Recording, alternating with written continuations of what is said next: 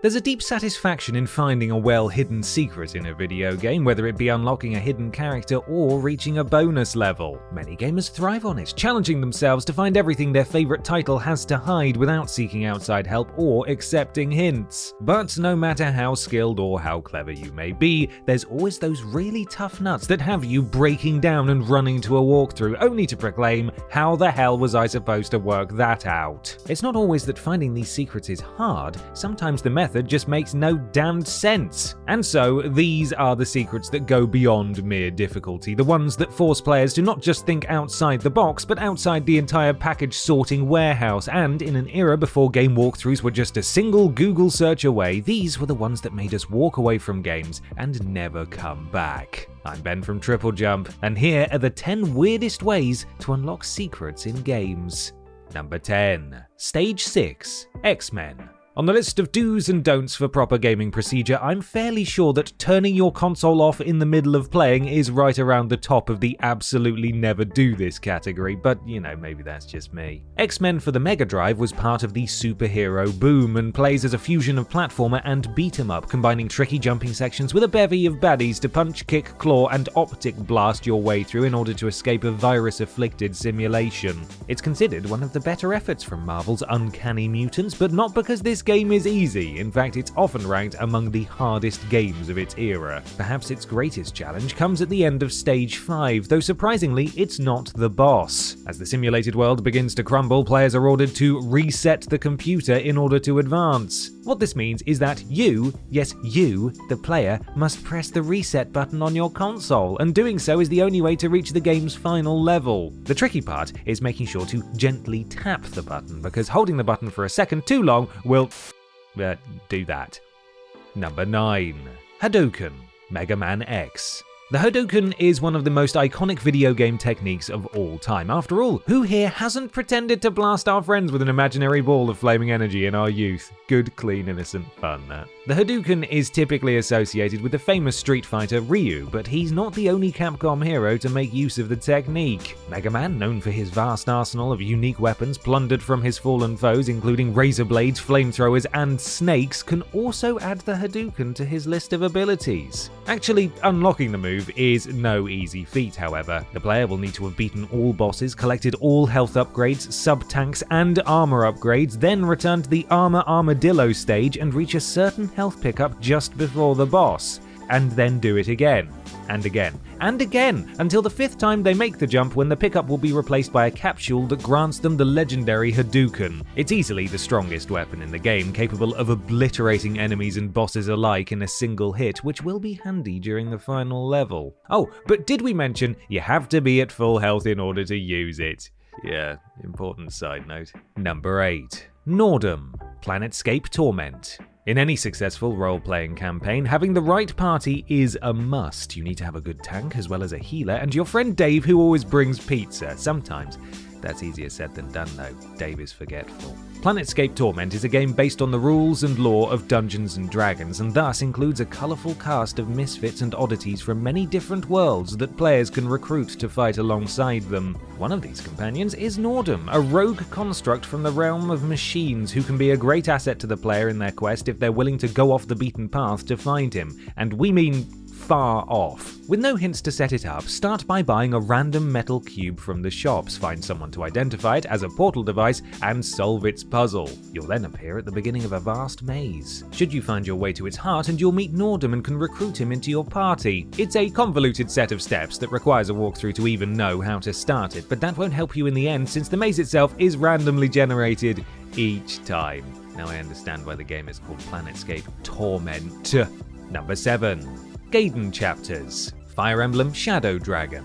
Usually, games will reward you for playing well and punish you for playing badly, and usually, getting your characters killed is considered a bad thing, but Fire Emblem Shadow Dragon is not your usual game, which in this case means that letting your characters die is actually a good thing. That really recontextualizes my track record with the board game Operation. The Fire Emblem series is all about tactical chess-like gameplay, maneuvering units into the right positions to eliminate the enemy while also protecting your own vulnerabilities. It's also known for enforcing tossing death as a permanent consequence, meaning any characters who fall in battle don't come back. This means that losing a character is typically cause for a reset, but Shadow Dragon offers an alternative route. At several points in the game's story, bonus Gaiden chapters can be unlocked that offer unique new characters to be recruited that can't be found elsewhere in the story. Unfortunately, the only way to unlock said Gaiden chapters is to finish the chapter before it with 15 or fewer units still alive, and considering there are more than 4 dozen characters to recruit throughout the campaign, that's quite a bit of blood you'll need on your hands if you're a completionist.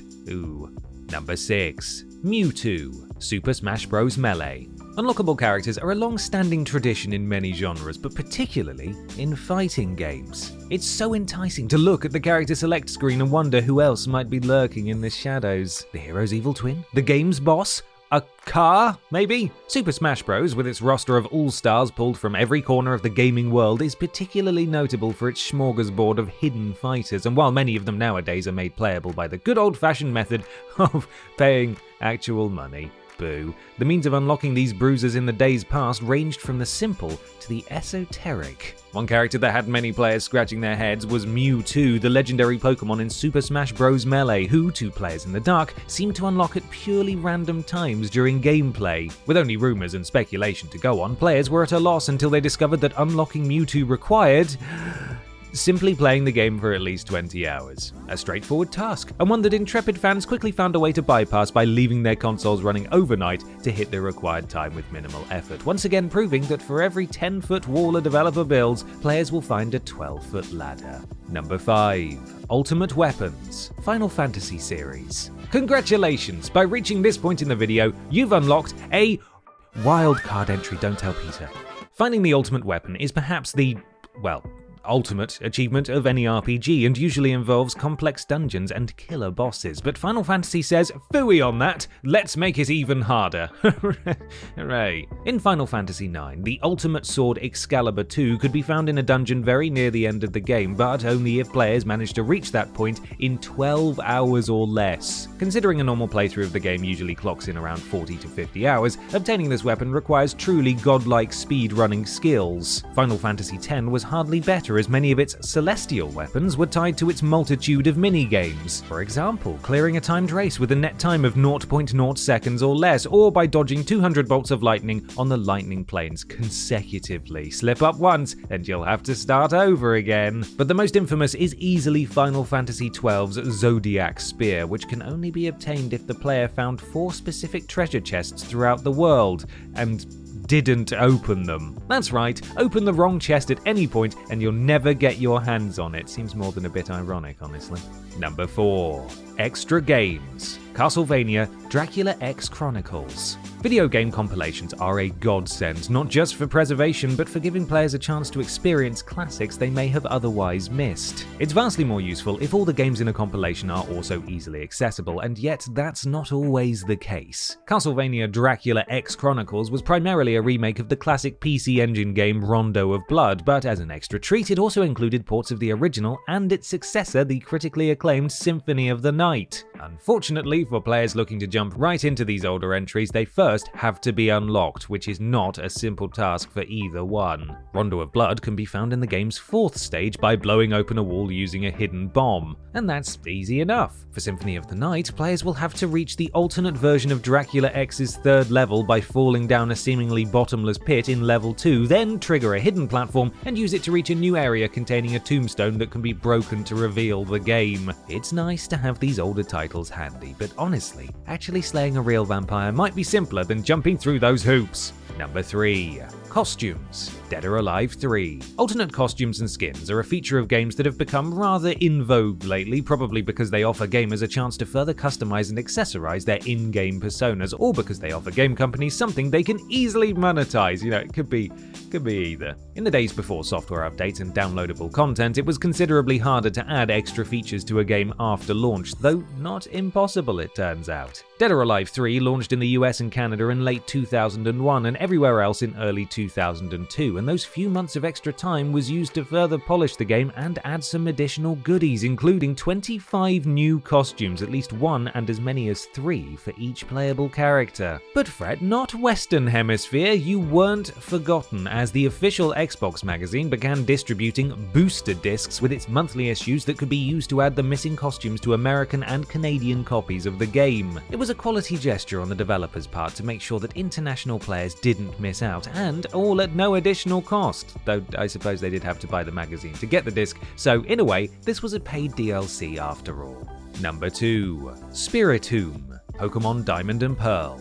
Through the power of collecting, trading, and battling adorable little creatures, the Pokemon series has tried to promote many positive messages: the power of friendship, the value of teamwork, and above all, the importance of going outside, talking to real people, and making animals fight. Many features have been introduced to the series just for that end, such as the pedometer and the entire mobile game, but in Diamond and Pearl they hit upon the concept of the Underground, a vast subterranean area that functioned as a community hub for players to meet each other via wireless multiplayer. Once there, you can mine for treasures or trade items with friends, as well as possibly find a very special Pokemon. Spiritomb, a Pokemon introduced in the 4th generation, can only be encountered at a special tower and only appears there once players have talked to not 1, not 10, but 32 different people in the Underground. Oh, but don't forget to have used a certain item at said location beforehand, or else it won't work.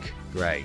As far as stats go, Spiritomb is reasonably good, but nothing special, and it's not even legendary. You can always go and get a second one if you want, though you will have to talk to 32 more people, of course.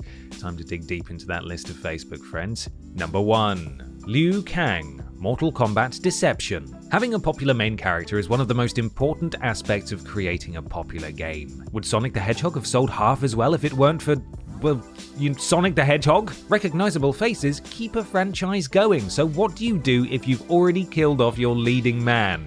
If you're the makers of Mortal Kombat, you just bring him back as a zombie. Liu Kang was originally the main protagonist of the Mortal Kombat series, defeating the baddies and saving the world on a seemingly weekly basis. But after 4 games, it was time for a change, and Liu Kang met his untimely end at the hands of the titular enemies in Mortal Kombat Deadly Alliance. He'd be back for the sequel, though you're not likely to find him unless you know exactly where to look. You'll need to beat the game's story mode first, then travel to a specific location in the realm of Edenia and perform the hardest task of all: waiting, specifically until the in-game clock rolls over to midnight on a Thursday, and voila, a chest will appear. Open it and claim Liu Kang as a playable character. The chest will only remain for a few seconds, so act quickly or you'll have to wait a whole week to see it again.